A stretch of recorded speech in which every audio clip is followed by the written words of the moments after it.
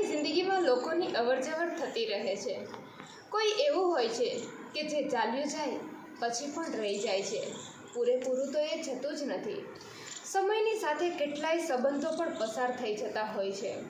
થોડું પાછળ વળીને જોઈએ તો કેટલાય એવા ચહેરાઓ આંખની સામે તરવરી ઉઠે જે ક્યારેક ખૂબ જ નજીક હોય। આપણી જિંદગીમાં કેટલા બધા લોકો આવતા ને જતા હોય છે। એક સમયે જેને મળવાનો, એની સાથે વાત કરવાનો સંબંધ હોય એ પણ જુદા થઈ જતા હોય છે। નોકરી, શહેર, પડોશી, મિત્રો અને સ્વજનો બદલાતા જ રહે છે। એ જ્યારે નજીક હોય ત્યારે આપણી જિંદગીનો અતૂટ હિસ્સો હોય છે, એના વગર ચાલે જ નહીં। પણ જુદા પડવાની વેળા ખૂબ દુખાવો આપે છે। શરૂઆતના સમયમાં યાદ પણ આવે છે, ફોન પર વાતો પણ થાય છે। ધીમે ધીમે દરેક વ્યક્તિ પોતાની લાઈફમાં સેટ થઈ જાય છે અને એ સંબંધ દૂર થઈ જાય છે। અચાનક ક્યારેક યાદ આવી જાય છે, એ વ્યક્તિ શું કરતી હશે, ક્યાં હશે, એની સાથે કેટલો મસ્ત સમય કાઢ્યો હતો। આપણા બધાની લાઈફમાં કોઈક તો એવું હોય જ છે જે આપણા માટે આપણને ખબર ન હોય એવી રીતે પ્રાર્થના કરતું હોય છે। બાય ધ વે, તમારી લાઈફમાં કોણ એવું છે કે તમે જેના માટે પ્રાર્થના કરો છો? કોઈ જૂનો સાથી, કોઈ જૂનો દોસ્ત, કોઈ અજાણી વ્યક્તિ કે કોઈ એવું કે જે સમયની સાથે દૂર ને દૂર થતું જતું રહેતું હોય છે અને ખબર પણ ન પડી હોય।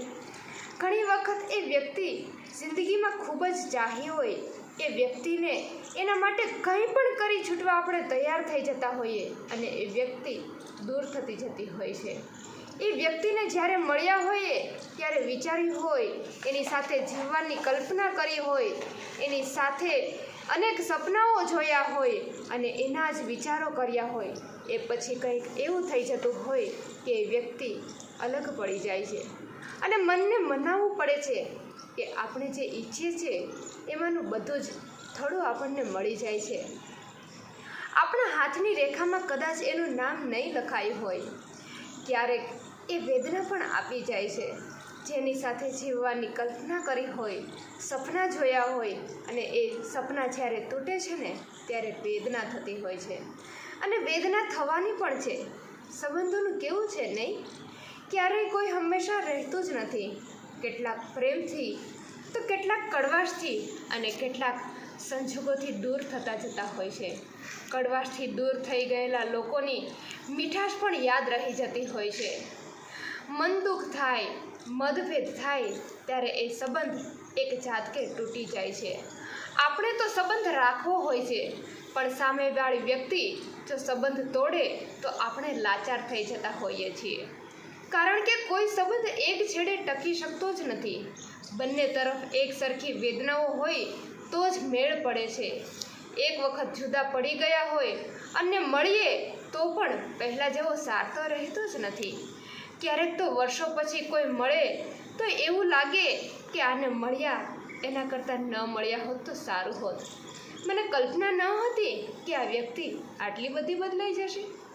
માણસો બદલાતા હોય છે અને આપણે પણ ચેન્જ થતા રહીએ છીએ।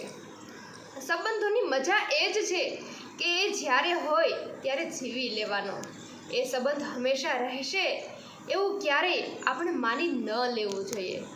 સંબંધના શ્વાસ પણ ખૂટતા હોય છે અને ત્યારે સંબંધ તૂટતા હોય છે। સંબંધનું આયખું લઈને આવ્યું હોય છે, ભલે એ ગમે રીતે જુદા પડ્યા હોય, પણ એ સંબંધ જ્યારે યાદ આવી જાય ને ત્યારે થોડું હસી પણ લેવાનું અને થોડું રડી પણ લેવાનું, પછી એના માટે પ્રાર્થના કરી લેવાની અને આપણે હંમેશા એનું સારું જ ઈચ્છવાનું। ફરીવાર પછી આપણા કામમાં પરોવાઈ જવાનું। અત્યારે જ્યારે જે સંબંધ આપણી સાથે જીવંત અને સજીવંત છે એને જીવી લેવાનો, કારણ કે આપણને નથી ખબર કે એનું આયખું આપણી સાથે કેટલું લખાયું હશે। જિંદગી રોજ ને રોજ કંઈક ને કંઈક નવું શીખવાડતી રહે છે। આપણે નક્કી કરવું પડે છે કે જિંદગીએ જે શીખવાડ્યું એમાંથી શું યાદ રાખવું અને શું ભૂલી જવું, શું અપનાવવું અને શું અવગણવું। આ પસંદગીમાં જો થાપ ખાઈ જઈએ છીએ તો જિંદગીની ગાડી આડે પાટે ચડી જાય છે।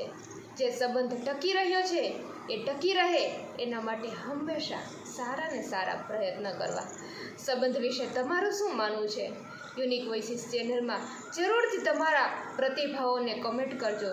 જો તમને અમારા વિચારો ગમતા હોય તો ચેનલને લાઈક કરો, શેર કરો અને તમારા સંબંધો સુધી આગળ ને આગળ વધુ ને વધુ લોકો સુધી પહોંચે તેવો અમારા માટે પ્રયત્ન કરો.